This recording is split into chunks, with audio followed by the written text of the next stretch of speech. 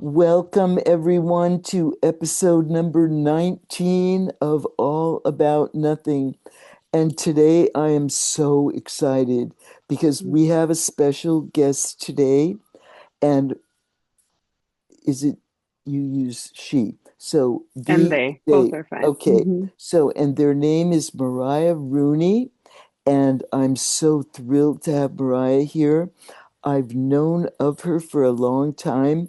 I got to know her a little bit better and want to get to know her more, but I met her more directly in Boston. And I've invited Mariah to come here today to talk about the wide world of family and queer relationships that are non-binary, that are not the usual configurations, and that are not only about loss, but are about creativity and anything else Mariah has to share with us today. I'm so thrilled to have you with us, Mariah, and so Oh. honored. And it's Pride weekend here in San Francisco, so it feels really timely, especially with all the terrible things that are going on in the Mhm. world, specifically in relation to gender and, queer identities of all kinds. So welcome, Mariah, Oh, and thanks, please Ruth. tell us about yourself first, and then we'll have a conversation. Great. Yeah, I'm so happy to be here. I was so struck by connecting in person after admiring your work and just loving the way that you lean into relating to people, which I find your way of relating to be really liberatory. So it feels really Mhm. exciting to be here and talking about this. Um, I'll share maybe a couple of things just about me as a human before I talk about my professional identities and spaces that I run in. There's a lot of overlap there, but I am a queer person, a gender queer person, and I, you know, I have identified more recently with someone who really finds it central in my life to think about the ways that we can love more radically, um, in our relationships, in our work, in the world. And so I'm thinking more and more about how I can be a more committed practitioner of radical love. Um, and there's other things I will probably bring into the conversation as we're having this dialogue. Professionally, I am a trauma therapist. I am a somatics practitioner. I'm also a professor and teach graduate students studying psychology and social work, mostly on trauma, and also thinking about the intersections of organizing activism and mental health. Um, and I do a lot of work focused on systems change, capacity building work for trauma informed care in different organizations and contexts, and then also a lot of work within queer spaces and gender expansive spaces, both with clients, with families, and community. Um, and that certainly is an overlap between my professional life and my personal life that I really enjoy And Mariah, moving through. that is so awesome when you describe all the things that you do. And, one thing that I talk about often is, and, this was definitely underlined at the trauma conference, we Mhm. can't do trauma work without doing political work. Yeah. It's simply, Mhm. it's all of a piece because the way things are going in this world, we're witnessing and experiencing and even allowing more trauma and neglect Mhm. each day. We have to work Mhm. micro and macro. So hearing all this, all that you're doing, it really means a lot to me. And it Mhm. makes me Mhm. all the more appreciative that you're here today with us. No, and I'm fully in agreement with you. I mean, I really truly believe that the roots of trauma are steeped in the waters of oppressive systems and institutions. And if we can't, I think as practitioners of different kinds, if we can't bring an awareness to that in our learning, and bringing more kind of discernment and examination to the ways that we also are indoctrinated and socialized within systems that are oppressive, that just because we're in the mental health field doesn't mean that we are saved in any way, shape, or form from being um, socialized and educated in and through these systems. So we have to bring more conscious awareness to that. I think we'll probably talk about that too, as I think about that relates to our pathologizing of gender and sexuality over time, and that certainly continues in lots of ways. So tell us about you, Mariah. Mm. Well, what would you like to know? Or Well, in how mhm, did you get to this brilliant stance that you now have? mm, Because I know, as Peter Levine always says, it all begins with me search. So, yeah. how did your me search Mhm, unfold and bring you to this work and this point where you have so much to teach mhm, from your mm, own experience and from your expertise, from knowledge and all the training that you have? Tell us about your journey. mm. Yeah, it was a winding one. I certainly didn't get here directly, but I think a shorter answer to that question is that I was raised in a very conservative environment. I was raised in a conservative community inside of a pretty progressive and liberal city. And that really was because I was raised in a conservative church. Mm, And a family that leans really conservative. And so, politically, and socially. And so, there wasn't a lot of spaciousness for me to discover who I authentically was as a kid. There was a lot of ways that different aspects of my identity were kind of forced into closets, into basements, into the dark corners of places because it wasn't safe for those aspects of my identity to be out in the world. It would have put my belonging at risk. And and I think that's really a lot of the historical kind of context for some of how I came to do the work that I'm doing today. I am also a part of a family that has a lot of intergenerational trauma that has gone really untended and unexamined. And so, I think at some point, because of the ways that those things intersected with one another, it became really important to me. And I would say initially, not in a very conscious way, um, to differentiate in pretty big ways. That it looked like me moving overseas when I was young. It looked like me moving around and moving to San Francisco and starting to study trauma in different contexts, studying the body in different ways, and exploring what it was like to be in different kinds of communities and relationships. And in that journey, it became clear to me that there were all of these complicated ways that I both could participate more radically in my own healing individually and collectively, but then also needed to do so much unlearning and deconstruction around my own religious trauma, conservative upbringing, and then also the ways that I embody and replicate these systems of harm through the identities that I carry, such as being a white person. And I, I I continue to, I think, find myself in spaces where I'm really encouraged to do a lot of unlearning and to lean into healing and relating and living more fully in life in ways that are much more expansive and I think with time more creative. so, And Mariah, so, yeah, I want to ask you, yeah, how did you start this mm, process of unlearning? Because unlearning is a really complicated, challenging, courageous, frightening process. And mm, what did you have to unlearn, and how did you do it? And was there mm. anyone in there with you that Oh, was yeah. helping you see and helping you unlearn and learn something new? That is such a very rich topic. Like, how do we unlearn these oppressive, even brutal messages that we were steeped in since we Hmm. were born and Yeah, intergenerationally? yeah. It's a great question. And it's layered and nuanced. It looked like doing a lot of therapy and finding therapists who were lovingly willing to kind of hold my feet to the fire in certain ways and say, would you be willing to look at this through a different perspective? But how did you Hmm. even get there? There. to get to Yeah. therapy Yeah. from this, Hmm. this child who Yeah. learned all this stuff that you somehow it didn't land or it didn't Hmm. feel right or it wasn't who you Yeah. were. How did you get there? Was there a Yeah. pivotal moment that where something just snapped and you Hmm. had to do something else? Yeah. Slow it down because Slow down a little this bit. is a Sure. really good story.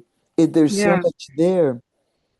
Yeah, there were a lot of pivotal moments, and I think for me it had to do with chronically landing in relationships and relational patterns that didn't serve me. They weren't satisfying, they were harmful.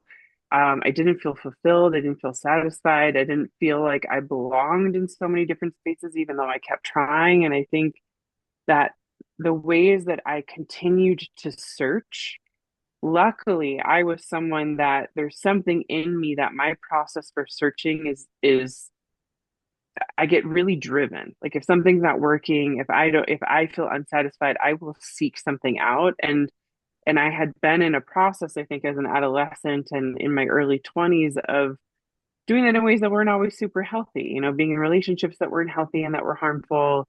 Um, you know, partying too much, doing a lot of things that ultimately didn't serve me, but they were an effort or a reach at trying to belong in different ways in different spaces where I maybe just maybe I will find a place that I can land and belong.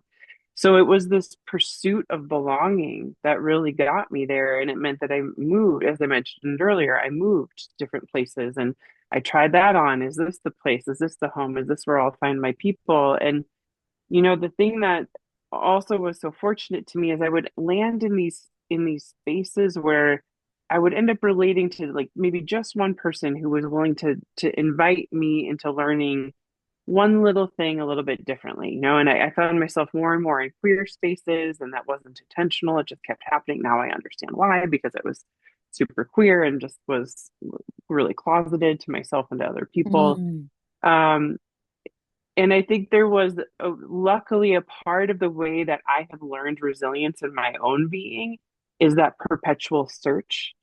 And because I just was chronically discontent and in seeking belonging and a landing and safe, welcoming relating, I just kept trying and I kept mm, failing. And then mm, at some point I was I think so heartbroken and so lost that I went to therapy and mm, stumbled through a few therapists that probably weren't a great fit, but I didn't know any better. But ultimately, even being in therapy relationships where I was like, something's not quite fitting here. At least I could listen to that, and then I would keep trying, mm. and I would keep experimenting. And Mariah, this is so important because what you said about trying to find a place to belong, Hmm. that is so core and that is certainly so missing in the experience of neglect. And I don't know if neglect is part of your story, but when you said you were closeted even to yourself, and then Hmm. you somehow found your way out. How did you said there were people who helped you to get to find Hmm. your way out of that closet? Can you tell us more about that? Because, everything that has to do with gender and queerness is and how we make that accessible to oneself and to the larger world and to those of us like me who really want to understand and help people get to their authenticity. Tell us more about how that happened for you, Hmm. including you said someone helped you get there. How did that unfold? How did that Yeah. person help you you know, find your way out of that closet that you were in even with yourself? Hmm. Yeah, I mean, being in queer spaces was a big part of it. That even in the early phases as a teenager and in my early 20s, being in a lot of queer spaces as someone who at the time identified quite incorrectly as heterosexual, that was an identity I could move through the world with because it was what I had learned was safe. And I I was able to feel in my bones what it was like to be in spaces with people who were so authentically themselves. And then in that, I had a mirror of the ways that I felt so disconnected from my authenticity that it's like I was getting pieces of it here and pieces of it there. And it's like I was putting pieces of the puzzle together as I made certain changes in my life and dug deeper in therapy. But being in those spaces is what created enough safety and belonging for me to start to open up other possibilities so that when I would be somewhere and find myself attracted to, a woman or a non-binary person, that I could allow that to emerge and actually be named and be curious about it because I was now in relationships and spaces where that was welcome and safe. And And how so, did you yeah, even find your way into those spaces? it just happened, Ruth. And I think Mm, I didn't seek it consciously. And I think that's the story for a lot of queer people. I think about some of my closest friends in high school. Some of us have reconnected in adulthood or later in like even in our 30s. And the people I was closest with in high school are now also out. They're out of the closet. And we've been able to sit and kind of process our experience of what it was like to grow up in these environments and in these communities. Most of us were raised in religious contexts and in these conservative spaces within this kind of outer bubble of progressiveness. But um, we, we've been able to reflect a lot on like, isn't it curious that we found each other? And I think mm, it's that like innate sense of something isn't quite right. I don't fit over here. I don't fit over here. But we all found our way to each other in different ways. Um, mm, and so I think there's a way that it was just operating in the background, and it was this really organic attraction to people who had, what we later learned were shared identities, but there was just something so queer about us that pulled us together. And it was just always the people that I found myself drawn to. There were things about heteronormative and mononormative cultures and these cisnormative cultures that just I never was able to fully drop in, and I didn't experience that really kind of releasing and settling in my being until I repeatedly found myself in queer spaces. mm, And so that over time I think was really affirming for me. mm. Yeah. So, Mariah, you said that you identify yourself as being, and I can't remember the term you used, but sort of radical relationship. What was the term that you used? Because it was Relationship anarchy. that's it. I've never heard Yeah. that term before, and I'd love Yeah. to hear more about what Sure. that means and also how that constellates in your life Hmm. it's because I find with clients where they're perhaps creating what to them are new models, to me are models that I'm certainly not expert in. I've only known a little bit about them, Hmm. and I'd love to know more from the inside about elaborating these radical anarchist relationship, you know, Hmm. forms and Hmm. formats and configurations and how it works and how you make it work and what it takes to Hmm. where everyone feels safe and connected and equal and that sense of belonging that you're talking about. Because in the context of these, different relationships, there's also the material world, not to mention the social, political, context, but even Hmm. how people sort of set up households and finances and children Hmm. and families. So anything you can tell us about that is so Sure. helpful and enlightening, certainly to me. Yeah. Sure. Yeah, and I often will add a caveat that I identify more as an aspiring relationship anarchist. I have so much unlearning and deconstructing to do around the ways that I have been socialized into heteronormative culture and mono. When I say mononormative, I mean in terms of the the culture that we have around having two partners, and that is like the successful definition of a romantic relationship or partner or partnership, and or marriage, right, is kind of like the high standard of successful relating. I'm divorced, and that was one of my first real awakenings to like why are we so indoctrinated into this way of relating? And then what I found was so jarring in the process of getting divorced is people would immediately say, I'm sorry. And I remember saying to so many people, why are you saying you're sorry? I'm not. Mm, Congratulations is more fitting. Like mm, why aren't people or asking me like, is congratulations in order? Is this a step in the direction for you of being more aligned and authentic? And the answer is yes, like, and so when people tell me that they're going through a breakup or they're getting divorced, I say, is it more appropriate for me to say, I'm sorry, congratulations, or both? mm.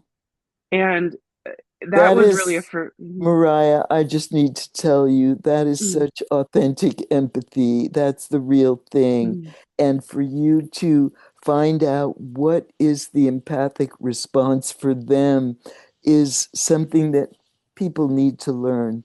So that is, mm. go on, because that in itself was so valuable. Go on. No, but yeah, and it's like we have ceremony and ritual for people coming together, but then we don't for people coming apart. And like, how can we be more conscious and intentional? So that process of getting divorced for me was a huge awakening because I went, wait, this doesn't work for me, but why? And why don't I have other options to choose from that I have been taught? And so I started seeking out more information about different ways of relating.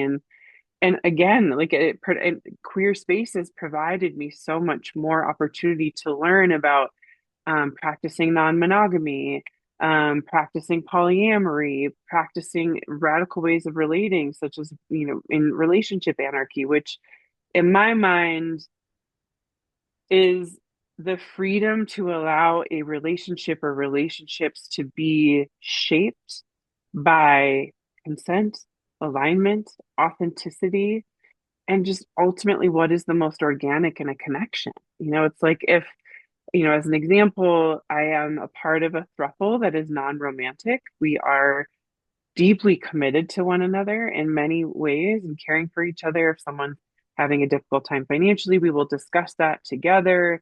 We'll offer support to someone. We offer a lot of emotional care and support. We help each other with pets and with projects, and we travel together and we love each other really hard, and we have check-ins just like people typically do in more romantic partnerships.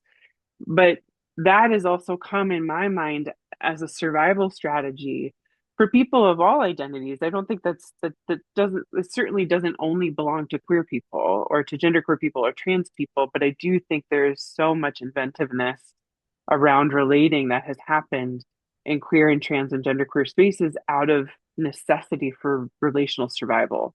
So, And so, yeah. question. How do you deal with jealousy?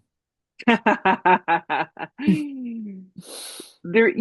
is it's such a funny thing to talk about because it's one of the first things that comes up for people.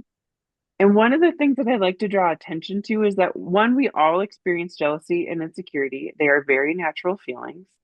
We experience them in work environments, we experience them in friendships, but it is so amplified in romantic and sexual relationships. And so my answer to people often is why? Right? And the answer to that question is rooted in the history of how we are socialized into mononormative and heteronormative ways of relating, which is um, literal physical survival, right? Like you trace back into history and understand that we would engage in ways of relating that were more focused on one-on-one relationship because people needed to, for example, like if they needed to have a family, they had shorter lifespans. There were all these ways, but then you had, religious institutions intervening, applying these kind of like moral high ground standards in terms of what was acceptable and what wasn't in terms of relating. Because you go back in history even further, and people were relating very differently than a man and a woman getting married and having kids and buying a house and moving to the suburbs and being on what we call the relationship escalator. And so my answer to people typically is I try to treat it with a lot of care and curiosity and to sit with the parts of me that experience jealousy and insecurity and say, where's this coming from and why? And when Hmm. my sort of go-to about jealousy in general, whenever there's jealousy, and I'm so sort of trauma focused that my first question will always be about siblings and who Mm-hmm. got what in the family, and was there enough to go around, enough love, enough Yeah. attention? Was there a favorite child or a sort of excluded child, or were there too many kids so one became invisible or forgotten or rejected or unimportant? So I asked the question about siblings, but so in the concrete, so you described the throuple that you're in. Hmm. So there's no sexual interaction among the three of you. And Hmm. so when one or another of you has a sexual partnership outside of the throuple, is that a is there a relationship hierarchy? And when you say anarchy, is your thruple primary, and then Hmm. the relationships or the sexual interactions that you have outside the throuple, are those secondary to your commitment to the throuple, or is there no Yeah. comparison? I'm just really curious about how does this work, and how do Yeah. you Yeah. process it between the three of you when Hmm. somebody does feel threatened, or if do you live together? Are there children Hmm. involved? How do you make financial decisions? I'm so curious Yeah. about how you make this all work in the practical as well. Hmm. Yeah, well, and this I can answer for myself, right? But the broader answer is it can vary broadly depending on people and why. This is again why I like leaning into the organicity of a relationship and based on need and alignment. We don't live together, we don't have children. We I certainly would not identify that as primary. And also, those platonic partners have other partners, romantic and sexual partners. I also have other partners. I have, platonic partners that are deeply committed. I have, friendships that are also romantic. I have friendships that are sometimes sexual. I have romantic committed partnerships at times, like it varies. And there's a lot of debate, disagreement, agreement, the whole spectrum in polyamorous and non-monogamous spaces and relationship anarchy spaces around how people view and understand hierarchy. So I'll present an opinion that is mine and that works for me, and other people don't agree with that. There are some people who believe that any kind of hierarchy is inherently dehumanizing, and I can really acknowledge the truth that's in that, and I can also acknowledge that that doesn't work for me. That I prefer to think about organic hierarchy, right? It's, for example, if my partner has children or has a child, that child is going to be a priority, right? Like that child's needs are going to be a priority. And there will be some inherent and organic hierarchy in that. And I embrace that. My challenge, I think, to myself and others when we explore the concept of hierarchy is, are we doing our best to avoid harm? Are we being really conscious and intentional about being transparent? Are you doing it in a way that diminishes someone's voice and autonomy and agency, or are you doing it in a way that really centers that and that as much as possible engages in consensus decision making when it's appropriate? If I have a partner who has a child, I like that is not my place to make a decision if that's not a part of the relationship that I have with that child and with that partner, right? So, I'm going to hold my place in that relationship that feels appropriate and honoring of our agreements. um if there's disagreement or if there is misalignment around needs, that can get really messy. It just requires a lot of conversation. The thing I tell people is, like, outside of this way of relating, we do this in monogamous relationships all the time. It's like, do you choose the work thing over this thing? Do you choose spending time with friends over spending time with your partner? We are constantly dancing in hierarchy. It's a matter of, are we doing it consciously and with awareness and with intention and with care? And when something doesn't feel good to someone, can we offer a lot of care and support around that and have conversation about that and learn and be curious and not be rigid? Um, but it's in my mind, it's a beautiful opportunity to have more conscious dialogue in relationships of all kinds. I love having check-ins with my friends. We have, check-ins with a romantic partner. Why would I not sit down with my friend and say, how are we doing? Do you feel loved and cared for by me? Are there ways that I could show up that are more attuned and supportive in our friendship? I'm working with a friend right now. We joke that we're flovers because we have a very romantic, um, non-sexual but very romantic friendship, deeply committed to each other, so much love. Mm, And this person is also in a similar professional space, and we're working towards likely hosting groups for people who want to relate differently, where they would come with a platonic partner or with a friend. And in the same way that you would have a group for, maybe monogamous romantic partners or spouses, we would do some of the same things.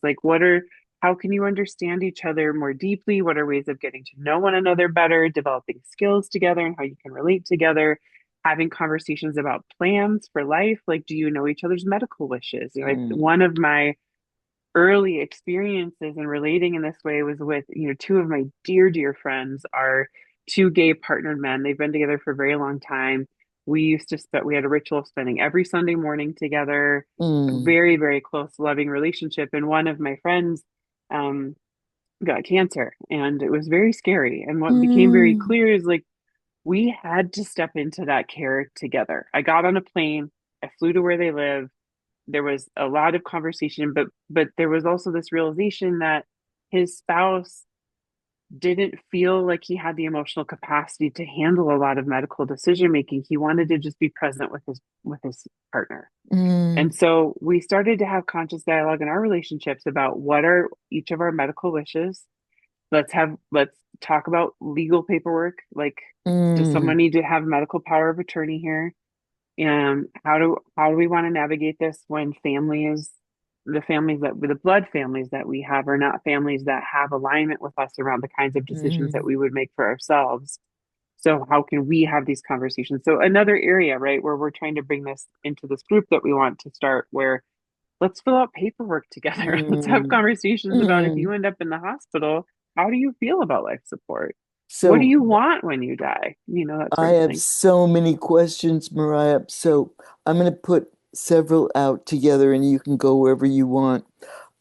First of all, I'm curious about what's this distinction or the difference between a platonic partner and a friend. That's one. And one of them is, and this probably is more about myself, and that is I love, and partly because I love making food and I love cooking and I love, Hmm. being at home.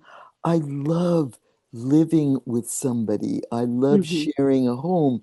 So I'm curious about that question of living with a partner and or living with a more than one partner. And then also some of these questions about material life and how you sort of manage some of the um, difficult questions about financial life, which are never simple, especially Hmm. if there's not enough, which so often is the case. So anyway, I'm all of those things are flying Yeah. around in my head if you have anything to say about any of them. Yeah. Oh, so much. And again, right, like I'll speak to my experience and I can also reference friends and other people in That my was community and another question clients. I was going to Yeah. have. Hmm. If you have references or if there's a literature or if there are places to go for people who really want to expand their Yeah. knowledge about, so they don't have to reinvent the wheel about some of these Hmm. questions, which I know nothing about. Yeah. So. Go Yeah. on. Yeah. Again, like there's so much more flexibility when we allow ourselves to dream and imagine outside the box. And so I like to start with a question of what works for people, what feels aligned, what is supportive of us in this moment and in the future, and is are the answers or the options that we're coming up with rooted in kind of indoctrinated socialized learning, or could they be more liberatory if we imagine something else or look to someone else as an example? I work with a lot of clients who are non-monogamous in different ways or practice RA or polyamory in some way. And I think about clients who live where there's, like three partners that live together, but they're not all partners. Like one person is what they would call a hinge and is partnered with the other two. And then there's a child that's over here and a child that's over here, but then there's agreement about how the house is tended to together, how the kids are cared for, how people relate to one another. That's an example in my mind of really intentional family building and in ways of relating that are really freeing, that works for that group of people. um and again, I think it depends. I'm in a really interesting place in my life, and then I had lived with a long-term partner, and then when we broke up, we stopped living together, and it brought up a lot of questions for me around like what are the aspects of this that I really enjoy, and also we live in a world where it's really difficult to live on your own, both in terms of finances and resources, energy and time, caring for a home, like all of the different things that can happen. And then also as we age, like that's a big question that comes up for people. It's like, well, what, like, how do we do that? Right. Let's have conversation about that. I think about conversations I have with friends about I've chosen to sell my home because I'm trying to simplify my life and because I want to remain open to something else that could be possible in community where, do we buy land together and have our own separate homes on the land, but we're able to share resources, we're able to support each other. Or think about, I've had conversations with friends and platonic partners who there's a commitment around like if we are very transparent about our financial situations, if there's a big discrepancy there, are there ways that we can support folks across the board that are equitable, that if this person is coming into family or intergenerational wealth and this person does not and is in a field that doesn't pay very much, how can we create more equity in our relationship, and more opportunity to pursue the same things by being in relationship more transparently around resources and resource sharing? I mean, I mind that there's so many, there's books and resources I can reference, but what I often will think about too is how can we look towards collectivist cultures and socialist cultures to learn some of these things. So I would Hmm. really welcome both, Yeah, Mariah. So if sure. you can recommend books, you can send me, after we finish, you can just send them to me by Hmm. email or something. Sure. Any Yeah, resources that I can make available to, the sure. people who are watching this, because, it's true that we can reference cultures and, what you're describing, but also really concrete places to go where Hmm. people can read something or learn something, Hmm. that somebody else already, put on paper that they can sort of metabolize. That would Yeah. be helpful. Yeah, That would be great. absolutely. I'd be happy to do that.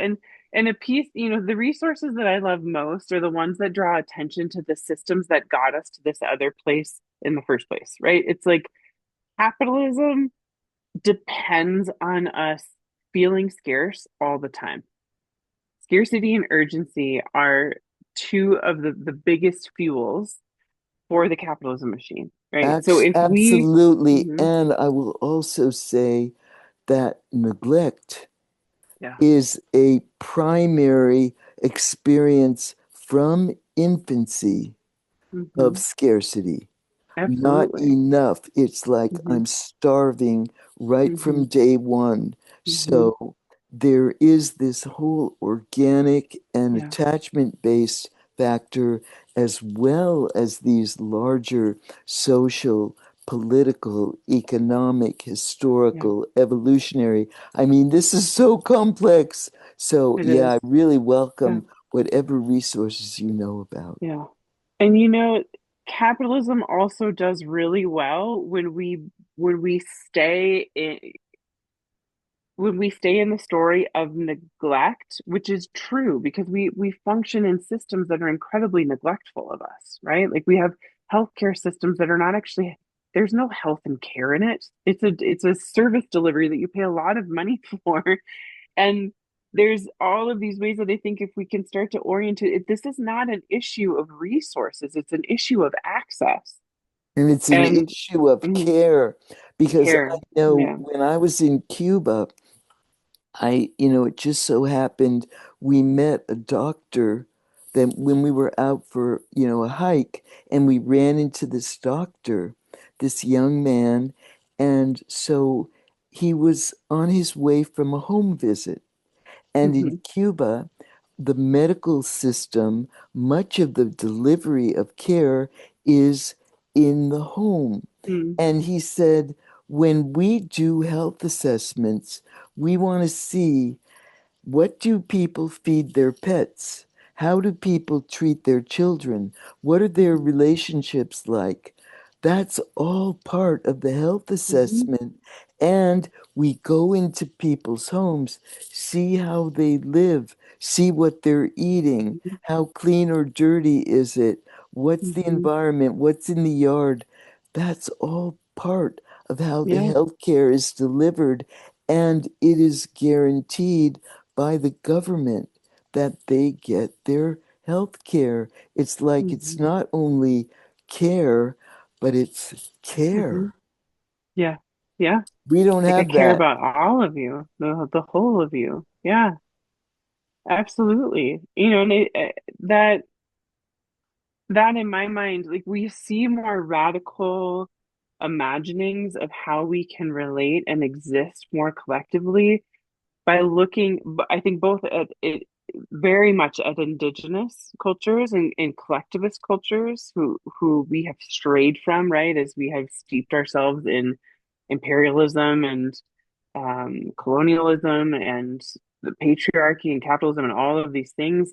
And we also learn that when we, and again, if we come back to this point about queer, because I know one of the initial questions you had for our discussion is thinking about the experiences of neglect in terms of like societal community based neglect and then familial neglect of folks who are queer and trans that that in my mind is a mirror of the ways that people and communities and groups of people learn to survive and you have to be able to imagine something different than the options that are just given to you on this prescriptive table. You know, it's like you go to a buffet that's totally controlled by these systems and they say these are the only foods you can eat. And then there's a whole farm in the back that we don't even know Mm, exists that is growing such rich, nutritious food, but they've blocked access to it. So in my mind, like our imagining is the thing that gets us over the fence together and says, no, let's actually go learn. And like how do we grow and cultivate this food in this land together? We stay with that, you know, that metaphor to give ourselves the nourishment that we need in order to care for ourselves and one another and to do it differently because the way the options that are being provided to us are causing us harm. They're actually pulling us apart. They're exacerbating hyper individualism. They're reproducing scarcity mindset and in rapid succession. And I think about I'm teaching a class right now called Social Action and Mental Health at the New School, and it's really thinking about mm, the intersections of activism, justice, and mental health, um, particularly within the field of psychology. And one of the things that we started in kind of rooting ourselves in as a group at the beginning of the class is we cannot move towards a different future if we don't begin in a place of centering the value and the importance and necessity of our imaginations and love. So that is a perfect segue to the question I was going to ask you, which is of great interest to me as well as, a lot of people with different, histories.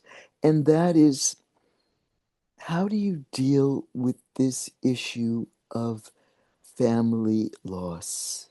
The Mm, rejection, the cutoff, the disconnect, the Yeah. disavowal, the, you know, the annihilation from the family of origin, which Yeah. is so just endemic with so many queer people of Hmm. different, different kinds, whether they be, simply gay or trans or some Hmm.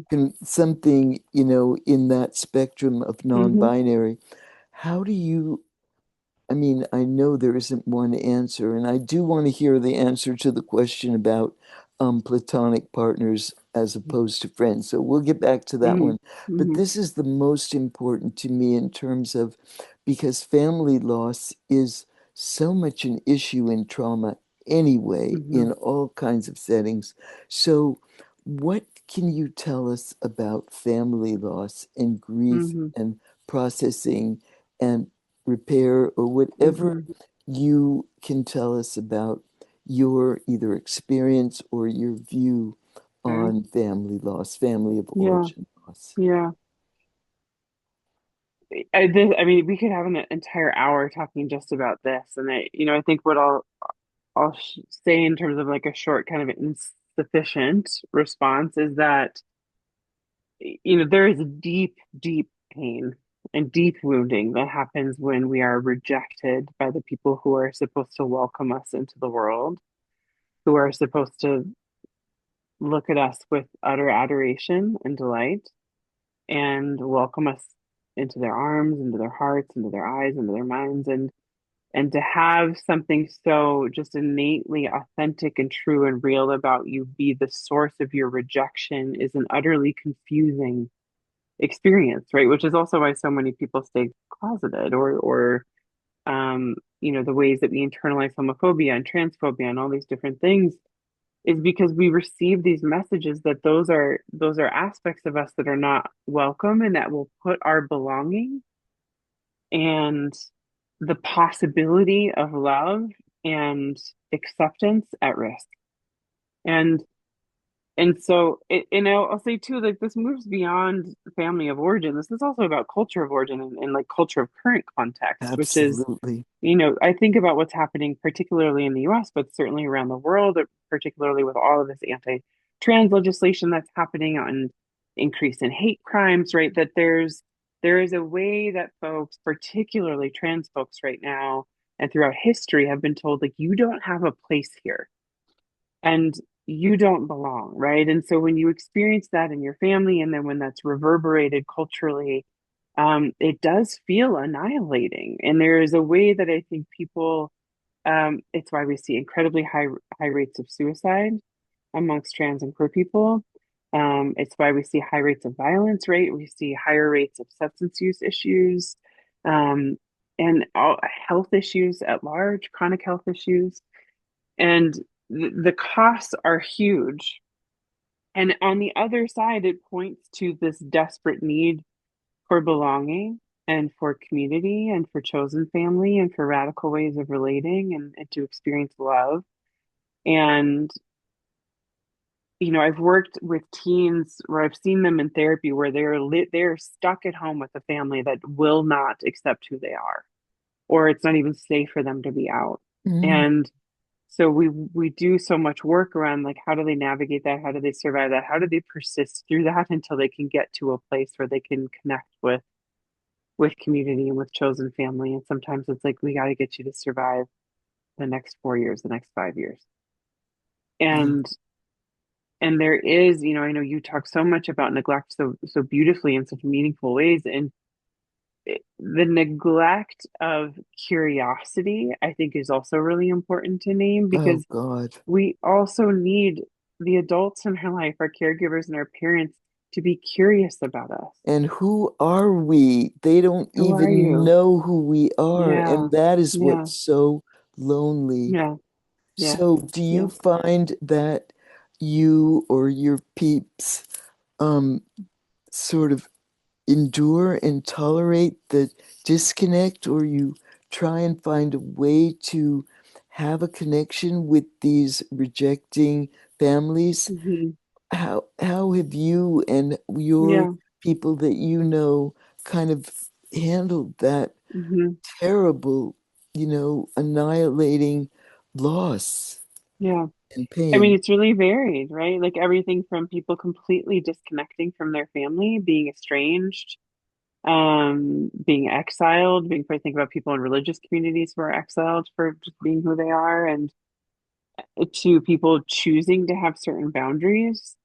Um, and I love talking with people about like what are the healthiest boundaries for you in these relationships because we also are in a culture of, we're socialized around this sense of obligation and loyalty to family over everything else. And I really like to push back against that because in my mind, if that is causing you harm, that is not healthy, right? And It's not um, safe. yeah, it's not safe. And so how can we imagine creating boundaries that allow us to love ourselves and keep the distance that we need? And that can look a million different ways. And then for other people, like they're able to move into a state of acceptance and they have internal energetic and emotional boundaries where they're like, they are the way they are. They're never going to change. I can focus on these things in the relationship and in the connection, and then I just leave everything else at the door. I think there's a whole spectrum.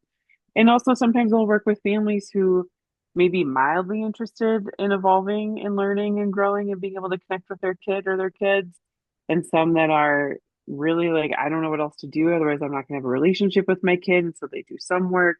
There's lots of different ways that I think people can fall on that spectrum. Mm, Um, and so it really is about what is the healthiest, what is the safest for people. Sometimes people don't have a choice.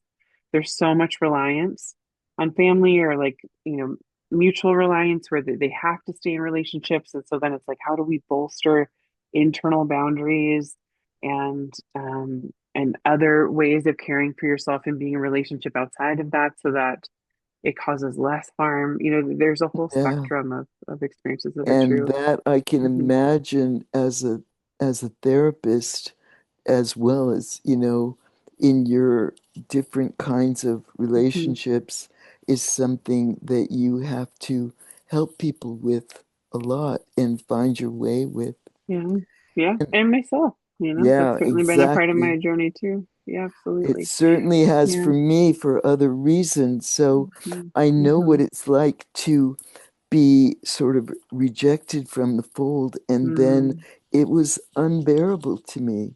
For Yeah. me, I had to take on the whole burden of repair because being out there by myself, being the exiled one, I couldn't stand it. I Hmm. just felt Hmm. like so orphaned, so alone that I took on the whole task of forgiveness Yeah. on myself because Mm.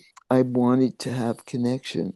So, Yeah. anyway, there's much to say about that. Yeah. Mariah, Yeah. this has been an hour, and I know that Mm. probably we need to bring our time to an end. I Mm. could talk to you all day long, and Same, there's right? so much more I want to learn. Well, Before we'll we just have to have end, more conversation. before we end, Mariah, Yeah. please Yeah. just answer that one question about Oh, the platonic. platonic Yeah. friendship. I They're not wholly separate. I try to like deconstruct binaries in any way possible. Like, is it this or it's that? And the reality is it's a Venn diagram. And the and it's fluid, right? Like I think about the ways that I experience like romantic flavors with some of my friends, and sometimes and sometimes it's all the time, and sometimes it's not at all. But that, in my mind, when I identify someone as a partner, it means that we have engaged in some more conscious and intentional commitment to one another in some way. Um, and it's not that friendships aren't that way too. That just for me is a bit of a differentiation in terms of how I think about using that language. It's not a box, it can evolve, it can mean multiple things. Someone can be a friend, they can be a partner, they can be both, they can be, everything in between. And so I don't think it's one or the other. I think I really experience a lot of fluidity in my relationships. And, it's like I think about the ways that I can move through like very kind of platonic feeling spaces with a friend, and then we hang out one night and it's like, let's have a really sweet romantic Mm, date and plan things for each other, and we mm, can step into that space with a lot of love and care. mm, And So I don't, it's not a clean answer. Well, as I listen to you, Mariah, and it's so, I mean, I could, like I said, we'll have to have a lot more conversations, but I thought beyond being a relationship anarchist, you are a relationship artist Hmm. Oh, that's because really sweet. oh, it is beautiful because you're Hmm. creating. I mean, there's such creativity in how you're sculpting and painting and creating these images, these models outside the box, outside the frame.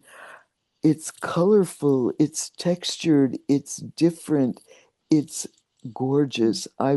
I want to learn much more about Hmm. how you do what you do and how you actually operationalize it in the world because I want to expand how I see things because, I am an old married lady. I'm decidedly heterosexual, monogamous, one partner, very Hmm. happy that way. I don't Hmm. necessarily want to change that, but I want to learn more Hmm. about this wide world of Hmm. art, of Yeah. relationship, and what you're doing is it's like art. I mean it is art. So I want Hmm. to talk to you much more and Thanks, Ruth. so if you will send me Hmm. resources, I'll put them up on Absolutely. the introduction to this Great. video. I'm sure we'll get lots of questions, lots of feedback from, the people, and you'll have the video. You can share it with whoever you would like. And I really look forward to seeing you in person again. Yeah, me too. I'll see you at Oxford, Ruth. Yes, you will. So, Yeah. thank you for the Thank time. you. And we Yeah, will definitely, have more conversations and absolutely. I hope collaborate again. Yeah, So definitely. thank you very, very much for, Oh, thank you, Ruth. making the time and doing this with us and educating us and sort of painting a bigger picture for us Mm. about the wide world of relationship. Happy Pride to you and to Yeah, you everyone. too. And I wish, sexual and relationship freedom and Hmm. information and education for all. So Yeah. thanks to everyone. Thanks to you. And bye for now. Thank you. Okay. Bye bye. And thanks Bye. so much, Mariah.